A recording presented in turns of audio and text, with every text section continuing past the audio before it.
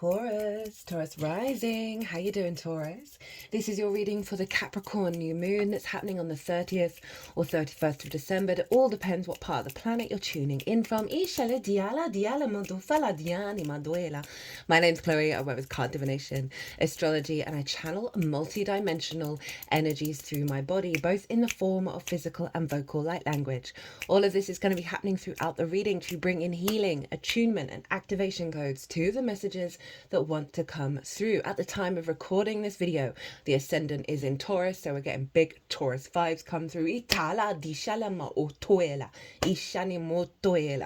Right, so I read for the rising signs. So for those of you who don't have Taurus in the first house, look to where it falls in your natal chart.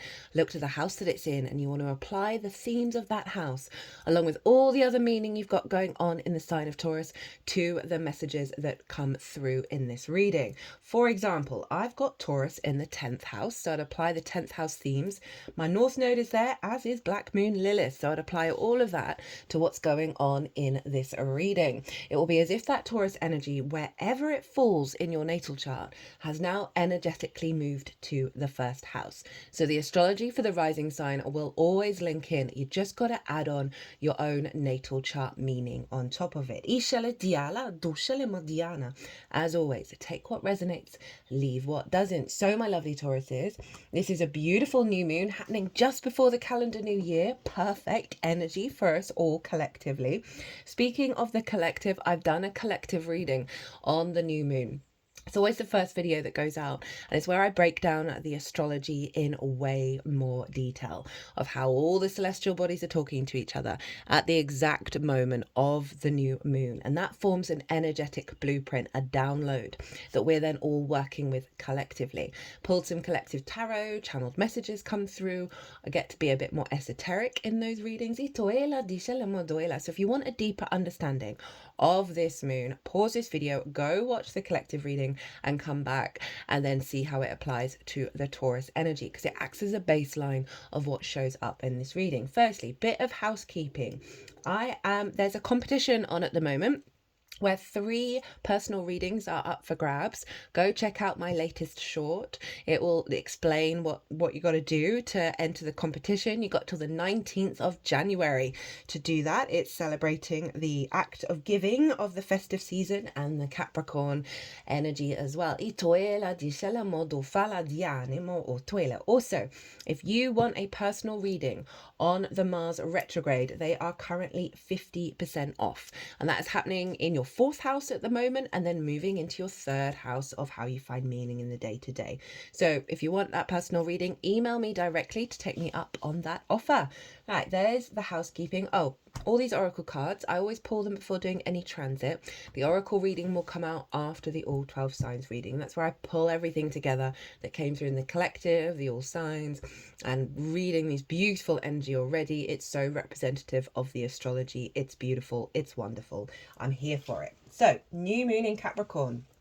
Where is this happening for you, my lovely Taurus risings? Well, it's in your 9th house of perspectives, right? The house of the gods, right? This is, oh, that was quick. No idea what they are. This is your big picture philosophies, right? Your perspectives, your morals, your ethics, your connection to book religion, science, source, nature, whatever it is that's a matrix that you know is bigger than you, and you're figuring it out and you want to understand it for yourself. And what does it all mean to you? And what is your perspective after all of that learning and that growth and understanding? It's how you map yourself out in the world. It's also about higher learning. So like after you've started a course off, this is the next stage, this sense of mastery. It's about sharing perspectives. It's about teaching. We're not here to change people's minds. That's entirely up to them. But sharing information and perspectives is all part of how we learn and how we grow. It's also about going and living somewhere for a longish period of time that is unfamiliar to you. And why is that? Well, that's because we broaden our perspectives when we do it. The key word for this house is perspective. The sun is it's the favorite house of the sun. So you've got a really powerful sun transit going on at the moment. And obviously that's the vision, right? That's the clarity, the divine light, the inspiration, the perspective. So you've got a really powerful sun going on at the moment and this beautiful new moon to elevate the next stage, right? This takes us up to the Capricorn full moon that will be happening in Cancer season, and I talk about it in the collective reading, but we're not going to have a Capricorn moon with this kind of energy for another 18 years. And that's tied into the nodal axis. So, new intentions to set with this new moon, right? To elevate your perspective, to get it more in alignment with your soul's frequency, which is you, just not with the conditioning. To broaden your perspectives, to elevate your perspective, to activate a new cycle of mastering of something, of learning at a higher level. Setting an intention around sharing perspectives and that being more accessible with other people. For those of you who want to go and live somewhere for a longish period of time, you can set the intention to instigate the planning process, the get up and go, the building towards that. Now, if you've got any wounds around your perspectives, right, around how they're perceived and how they're heard, but that night, this is a great intention to set, to elevate that, to help heal that wound, to reveal where is that core wound that's blocking you from tapping into the higher perspective, right? This can be a great cycle to really work with that, as well as how they're received, right? Say your perspectives are always met with conflict, or then you're not heard, right? You can activate a frequency one of not caring about that anymore. That is the best way to sort of get rid of the conflict, as well as being open, like setting up an intention for there to be more reciprocity in the exchange. The ninth house can get a bit of a bashing because of all of the things that are going on in the world, right? It's hard to reorientate our perspectives to what's going on, especially if you're more inclined to the fantastical, right? And then seeing the 3D world being sort of denser frequencies, it can really sort of pull you down, right? Of like, how can I perceive this magical reality in a way that isn't in constant conflict with the outside world? How do I hold the line? Right, that kind of energy. So that's the vibe with the ninth house. It really is a boost of energy to elevate your perspectives, to integrate them, to find a greater wisdom, a greater knowing. And again, that sun in its most powerful house is really very strong, of you finding the capacity to engage in perspectives that serve you, walking your path as your true frequency. Now, the asteroid Pallas Athena is conjunct this new moon, and I'm so here for this energy, right? She represents longer term planning, right? Strategy, rather than getting all het up and all sort of explosive and then doing something that doesn't serve your longer term goals, right? That kind of vibe. She is the bird's eye view, right? Pallas Athena was often seen holding an owl. An owl was her companion, that sense of the 360, was it 390? Oh my god, how do I not know the full degrees of circle? Like that complete, like being able to turn your head around and see all the perspectives, right? And the wisdom of the owl, of taking flight above the what's going on the bottom. So she's infusing into the moon. The moon is really receptive at new moons when we plant new seeds. And this is both the sun, the vision, the clarity, and then the longer term plan of like not losing your head.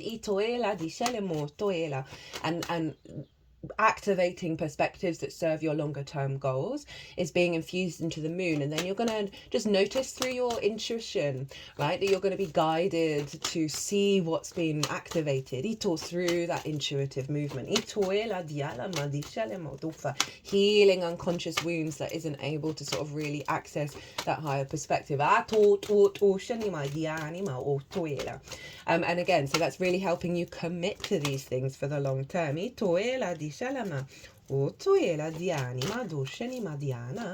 Now, we want to look to where Saturn is, because Saturn rules Capricorn. So whatever's going on with Saturn is influencing what's going on with this moon. And you have Saturn over in Pisces in your 11th house of hopes and dreams, friends, groups and alliances, and reaping the benefits from your 10th house, which is your life purpose / career. Career doesn't have to be life purpose, it can just facilitate it. And so Saturn is giving you a stronger sense of understanding cause and effect, right? A sense of maturity, of your authority, a dedication, a commitment to your longer term legacy. Yes, it can be a difficult transit because it shakes up those things where we're not that, and it helps us go deeper within ourselves to cultivate that inner authority. It's over in your 11th house, as I said. So this is you being able to commit to your longer term goals of how you hope and dream, right? And this elevation of your perspectives is opening up more space for those hopes and dreams beyond the old limiting beliefs. And your ability to put in the work, to understand, okay, what's not going to work and what is going to work. There's also a level of authority that you're going to be getting in regards to your perspectives and sharing them with groups. Again, it's not about changing people's minds. It is just about sharing these perspectives, and it's always best just to get out of the way of any expectations of anybody agreeing with you. It is more this being an open vessel, an openness to curiosity and expansion. But with that Saturn influencing these perspectives, I can see that then having a heightened connection to sort of more of the bigger groups, right? And for it being accessible. It's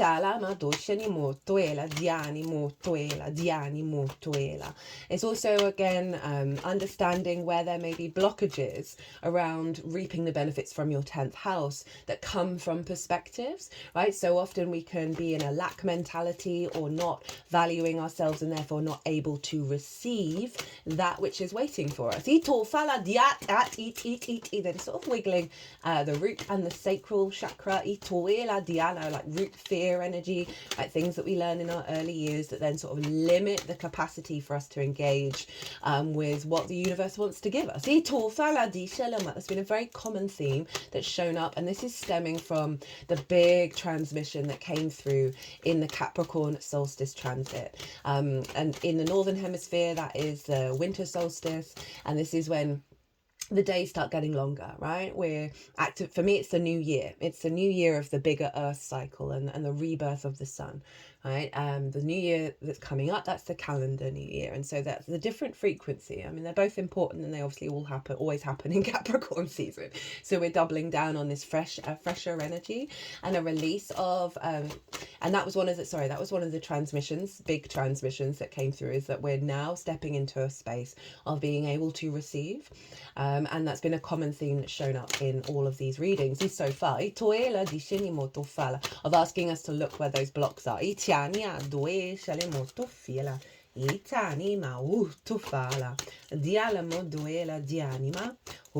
So Saturn is influencing these perspectives and elevating them so they serve your capacity to build towards your hopes and dreams, to be more receptive to the what it is that you're doing in terms of your life path and the resources that you're gaining from it. That doesn't just have to be money, it can be in many, many different forms.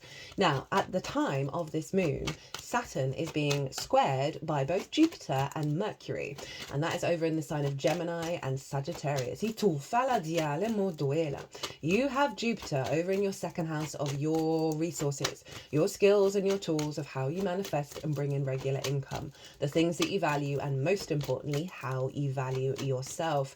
And I always find right, so if we don't value ourselves truly, madly, deeply, we then prioritize things and put value into things that then recreate that distortion of value. And it also means we can't necessarily access our skills and our tools and our manifestation ability, because there's that doubt in the back of us that can we receive more resources? Can we receive the sense of value within ourselves, right? So Jupiter is really facilitating a deeper inner wisdom, a higher perspective around all of that. And I often find the 11th house, where Saturn is, gets blocked by the second, right? Because they square each other, and that's an aspect of Mars, and it can be like butting heads and causing friction and chaos and conflict.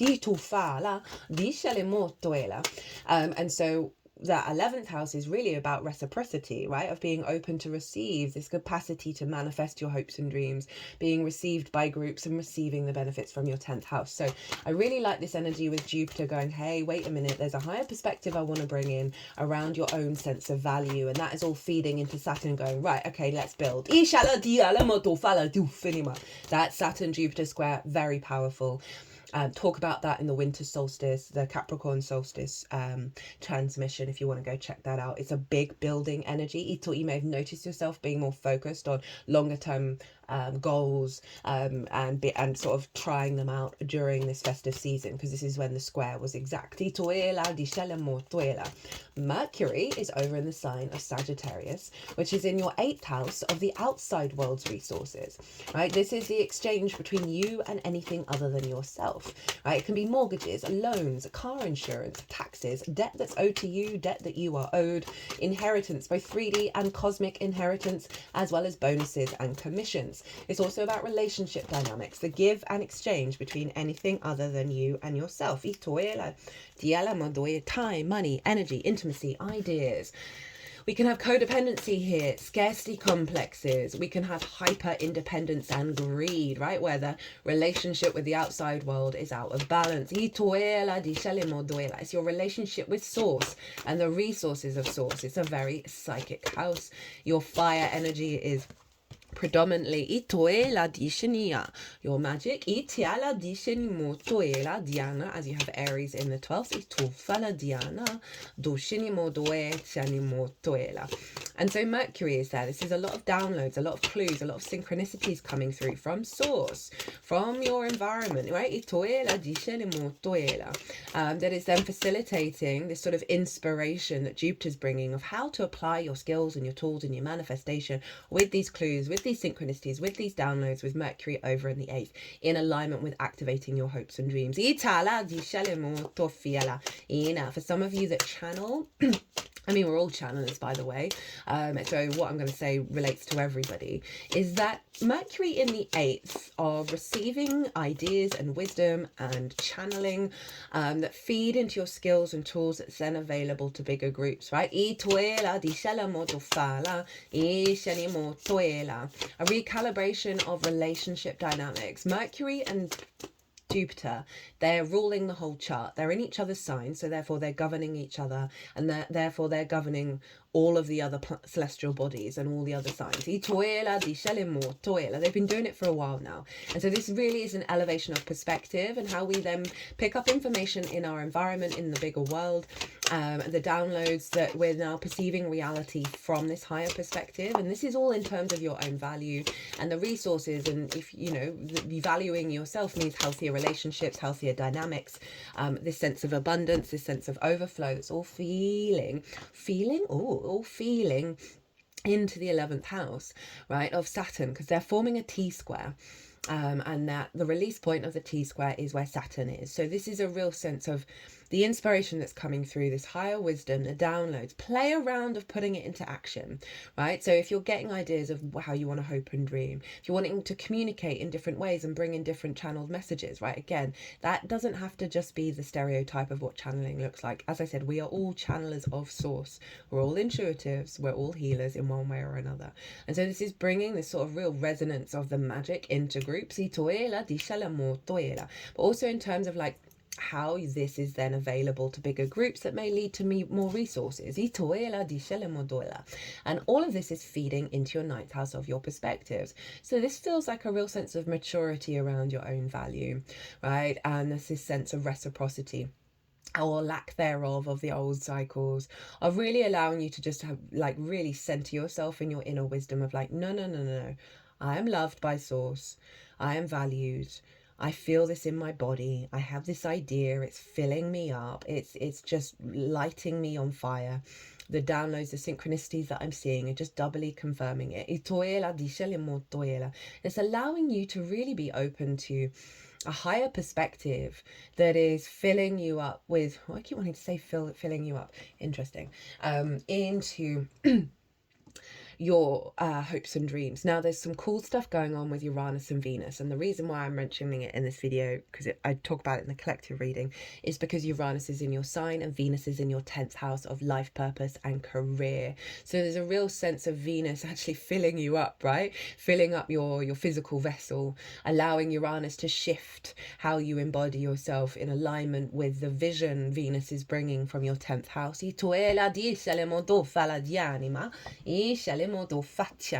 Right, so that's that.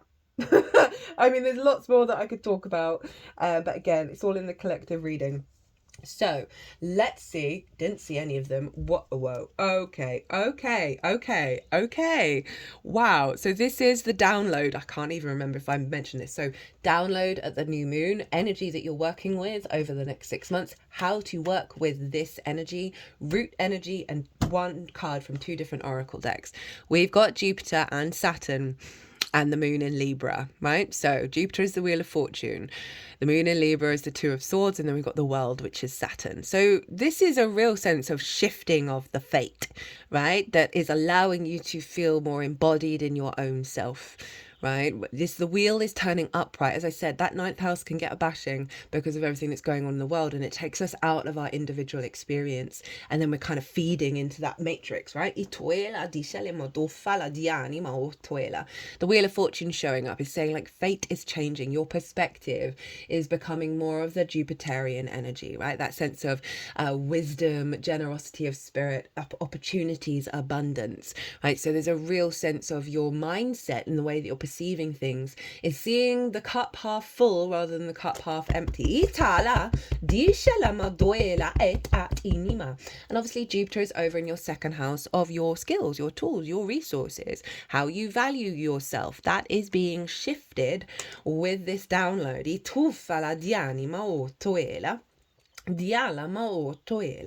And again, with the focus on Saturn in Pisces, of the house of good spirits, of you being able to elevate that and being able to work toward, there may be bigger things going on in the world that's linked into the activation of your hopes and dreams that may relate to certain people you meet in groups, or more resources or more benefits coming in from your 10th house because of this cycle. My head is throbbing as I'm talking about this. 2 of swords in reverse. Really like this card in the reverse for this transit. So the 2 of swords in the upright, this figure has left their homeland. They've traveled across the world and they are now at a new land, their new home. And so they're going inward to recalibrate their perspective, but it's requiring them to sort of understand all that they have learned from their old experience and who do they want to be in their new experience, and the pause and the inner journey of figuring that out. But it's in reverse. So this is kind of like, you know what you want. This is what's coming through with this download. You know how you're going to walk your talk from your perspectives in this new realm of the Wheel of Fortune. You're not having to do, this is the sense of clarity that's coming through of self, or, not being held on by the old patterns, the old experiences, right? And understanding the wisdom within them, but it's not binding you in who you are showing up for this new frequency. Love this, a real clarity of how you perceive the world, right? With those swords, that's bringing you inner equilibrium with that Libra energy. And then the world, hello Saturn. Know thyself and the world will open up to you. Very 9th house energy, right? The more that we know ourselves, the more we peel back the layers and get to the truth of who we really are and how we truly perceive the world and what we really want in the life. We clear away so much conflict, right? Again, if you're expecting everyone around you to agree with you, you're in conflict. If there's judgment about how you perceive things and how others don't, you're in conflict. It's creating so much discordian energy in your field that source is like, oh, how do I get through that? And I love that this is shown up because it's saying that you're coming to a level of completion of understanding of who you are. right? And elevating that and starting a new cycle with that. As I said, know thyself and the world will open up to you. Clear the decks, and then Source can co-create and bring you back to zero again. It's also a victory wreath, and it's got the fixed signs in it. And hello, Taurus, you are a fixed sign. So there's a real sense of a lightness of being coming through with that ninth house energy of an elevation of your perspectives. It's allowing you more movement and freedom in the world. And also with it being Saturn activating that 11th house of being able to receive. How to work with this energy. We have the Five of Swords, the the Five of Wands, the Eight of Swords, and then the Hermit. So this Five of Swords is kind of what I'm talking about in terms of that sort of conflict energy around the expression of perspectives, the understanding, right? The sense of you might have a lot of conflicting ideas and perspectives that they're all doing battle with each other and none of them are moving forwards, right? It can lead to sort of there's movement but there's no momentum, nothing's moving forwards. So you may have just felt just a bit restricted and frustrated of how your perspectives are perhaps not matching up with your reality, or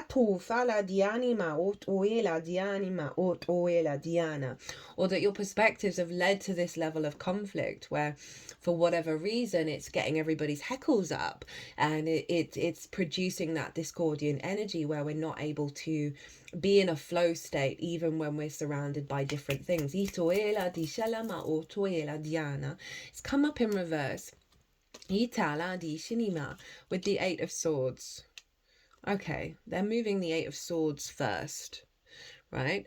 Which is interesting because I feel with the Eight of Swords originally being at the forefront. Okay, that this is I often get, and it wasn't coming through straight away because I feel like what I've just described has shown up outwardly, but it's because of the inner experience.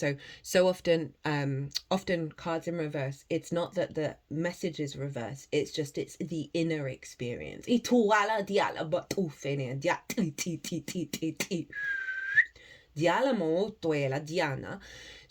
with it being at the fourth, with the Eight of Swords being the other side of it, it's letting you know that this inner conflict is in fact an illusion. It's a cage that you're trapped in that isn't really a cage.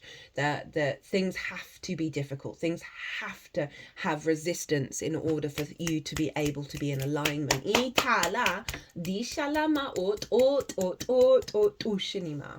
And then it wanted to go at the front. So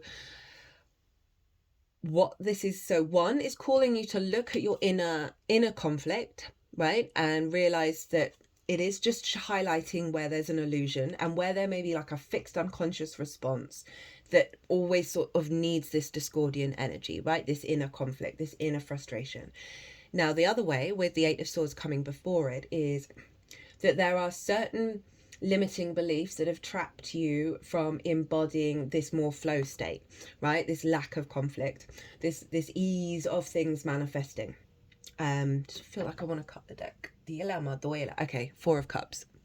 Right, so this is comparison is the thief of joy, of seeing what's going on in the outside world, that there's celebration, that there's good things happening, and feeling a bit depressed about it, feeling a little bit resistant, feeling a bit heavy, right, crossed arms, crossed legs. So it's like feeling very sad about all the good things going on around you that you may not be feeling, and it's down. There's a heaviness of depression around the perspectives, and so they're saying that that's an illusion, right? That when we are comparing ourselves to the outside world and it sucks the joy out of us and we're kind of not celebrating the good things around in other people's lives or whatever, we're activating a frequency of lack, right? We're in conflict because they're all us. Everything is us, right? So when you celebrate other people, when you celebrate other people's perspectives, right? Perhaps you've got a heaviness in the way that you perceive the world, and you'll get a bit frustrated at those who just have a bit of a spring in their step, right? And they're able to glide through life with their perspectives without being like, oh my god, what's going on in the world? That can feel really disorientating and really frustrating. And then wanting you to know that there's something deeper underneath the way that you perceive the world that wants to come out, right? Because they're highlighting that this is a limitation, right? That this is in fact an illusion. And the more that you tap into that frequency, the more that that conflict and that frustration and the sort of the war energy of like perceiving that war and always expecting it to be part of the framework, it will fall away when you open yourself up to, okay, no, there must be another way.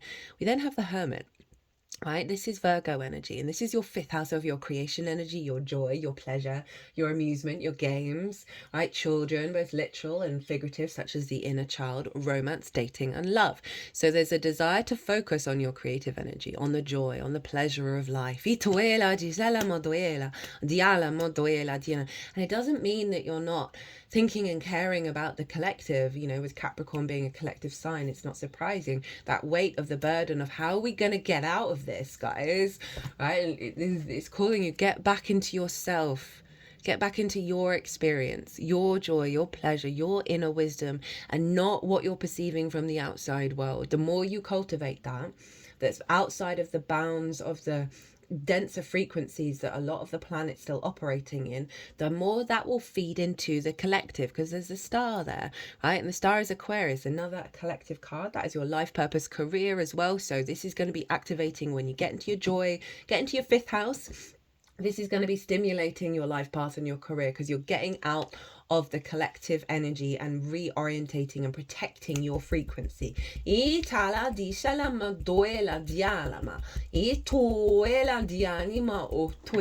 the bottom of the deck. Oh, love it. King of Wands. Alignment of your instincts, your sovereignty, your capacity through your instincts to get up and go and do the damn thing, enjoy life, find your pleasure, find your passions, find your courage, find your inspiration, and be in your sovereign energy, your sovereign instinct. What did I say? The magic of your soul is Aries. Right? We've got sources relationship over where Mercury is in Sagittarius, and then your roots is Leo.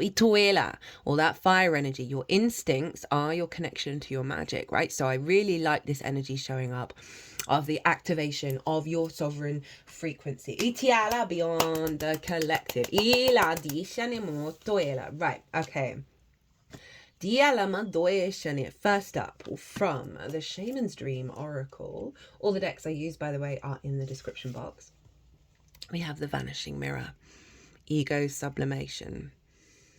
Letting go of self-centeredness, becoming a vessel of possibility. Do you ever wonder if your self-definition has become too rigid, too fixed around what you've come to learn, so that you contract your life into zones of safe versus unsafe? This here is okay, but over there, well, that might be too risky.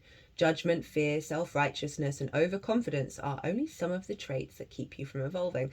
I mean, this is so appropriate for how we perceive. Honestly, the amount of... this is so...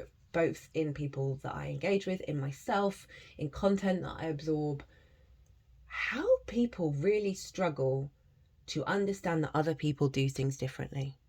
Like that they cannot even put themselves in those shoes. And it's I've just noticed it's been one of the themes that's been showing up, this rigidity of the mind, of our perspectives, right? Of allowing others to have their own perspectives, and they don't diminish your own. You don't have to convert anybody, right? That's very much an ego thing of wanting everybody to think that you're right. Right? We are all products of our conditioning, so remember that this is part of the human experience. Yet you are not meant to remain static, seeking only what you expect, right? There's that kind of 4 of Cups energy, 5 of Wands, even if it appears ambitious, it is still too narrow. You go nowhere when you hesitate to move out of your comfort zone. When you focus too much of yourself this way, you become a servant of the ego. It edges God out, removing the magic of possibilities. Imagine looking into a mirror and seeing only what you are now. If you can let go of self-definition, if you can let your self-definition soften, moving beyond the veil to your potential, a magical emptiness exists where all things are possible. Look again. Who could you be? What would you see reflected if you allowed yourself to be other than how you define yourself now? Nothing less is required of you now. In this moment, let go of who you think you are and allow a new you to emerge. You'll recognize yourself as what you are, a partner in co-creation, in service to the divine. Doesn't it feel good? Right, of the earth signs can be really resistant, right? Capricorn can be a bit of a no sign, as can Aquarius. And I say that as someone who has an Aquarius moon and Aquarius Jupiter. You're ruled by Saturn. So those signs are ruled by Saturn. So there is a default of no, because Saturn's a bit of a no planet. It's not like Jupiter, right? Or Venus, which you're ruled by. Although Taurus, fixed energy, the ball, Earth, slow, stubborn, right? Also, fixed signs in general, stubborn. I say that most of my chart is fixed. My mutable sun is a godsend. But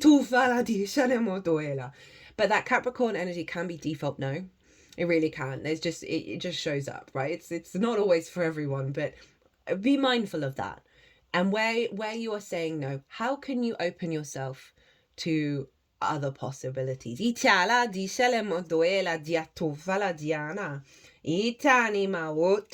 will serve you in the long term. And that is that Jupiter Mercury frequency right now is cracking